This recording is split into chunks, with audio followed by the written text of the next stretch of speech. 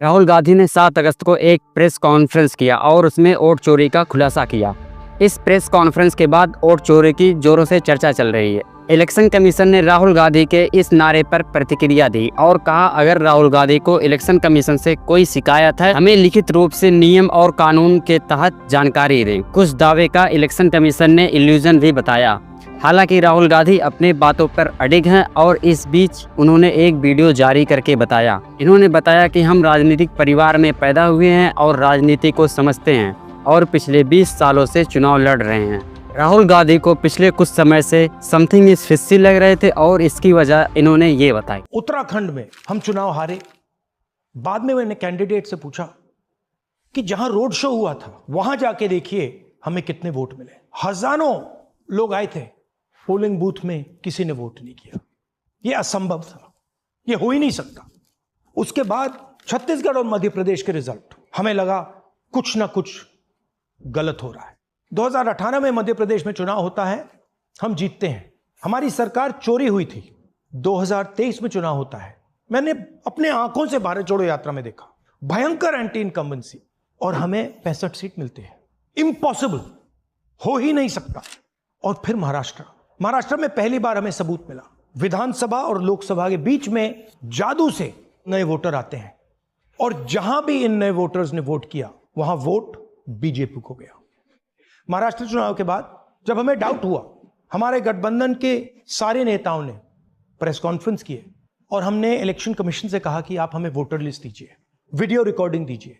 Election commission ने मना किया, ना उन्होंने हमें वोटर लिस्ट दी और ना उन्होंने वीडियो रिकॉर्डिंग दी। डाउट हुआ, क्यों नहीं दे रहे, क्या कारण है? तो हमारे दिमाग में सवाल उठा, क्या इलेक्शन कमीशन बीजेपी की मदद कर रहा है? क्या इलेक्शन कमीशन ही इलेक्शन को चोरी करवाए?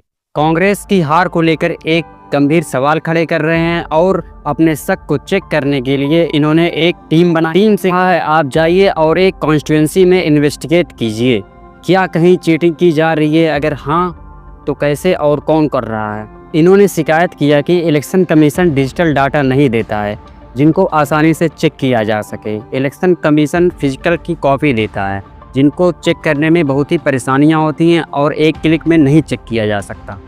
यही कारण बताते हुए राहुल गांधी कहते हैं कि उनकी टीम एक ही कॉन्स्टिट्यूंसी में ये काम कर पाई।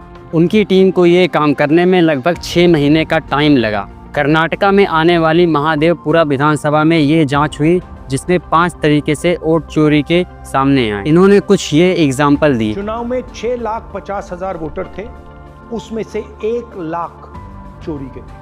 अब मैं आपको 5 उदाहरण देता हूं। ये देखिए गुरकीरत सिंह डांग, इसका नाम 4 अलग अलग बूथों पे आता है। ये कैसे हुआ और क्यों हुआ? एक और उदाहरण, विशाल सिंह, वाराणसी में वोटर लिस्ट में नाम है और बेंगलोर में 2 बार वोटर लिस्ट में नाम आता है।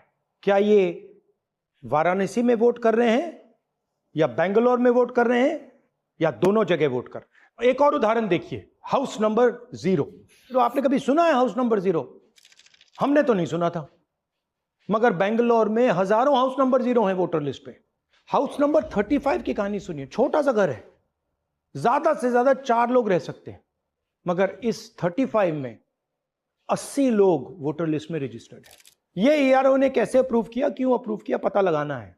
अच्छा, अब ये देखिए वोटर लिस्ट, इनकी फोटो देखिए, या फोटो है ही नहीं या फिर छोटी छोटी फोटो है जो दिख नहीं सकती। इन वोटर आईडीज पे वोट दिया गया है। अब मैं आपको बताता हूं शकुन रानी की कहानी। फर्स्ट टाइम वोटर बनी है, 70 साल की आयु है। एक बार फॉर्म 6 का प्रयोग किया और उसके कुछ ही महीने बाद दूसरी बार फॉर्म 6 का प्रयोग होता है। 2 बार इनका नाम वोटर लिस्ट में आता है और फर्स्ट टाइम वोटर की लिस्ट में आता है। ये फर्स्ट टाइम वोटर हो ही नहीं सकती। तो क्या शकुन रानी जी ने वोट किया या किसी और ने शकुन रानी जी के लिए वोट किया? ये ही छुपाने के लिए सीसीटीवी का डेटा हमें नहीं दिया जा रहा है। और ये शकुन रानी जी अकेली नहीं है, ऐसे हजारों लोग हैं जिन्होंने फॉर्म 6 का प्रयोग करके 2-3 बार वोटर लिस्ट में नाम डाला है। अपने इस सबूत को दिखाने के बाद राहुल गांधी आरोप लगाते हैं कि इलेक्शन कमीशन डिजिटल कॉपी नहीं देता। इन्होंने आरटीआई के जरिए ये जानकारी निकाली। ये इल्ज़ाम लगाते हुए इन्होंने कहा आयोग बीजेपी के साथ मिलकर वोट चोरी कर रहा है। ये कहते हैं वक्त आएगा और चुनाव आयोग को पकड़ेंगे। हालांकि चुनाव आयोग ने इन्हें जवाब दिया है और एक तय फॉर्मेट के साथ लेटर भी भेजा। लेटर में एक एफिडेविट में राहुल के फॉर्मल लिखी शिकायत की रजिस्टर करने की बात थी।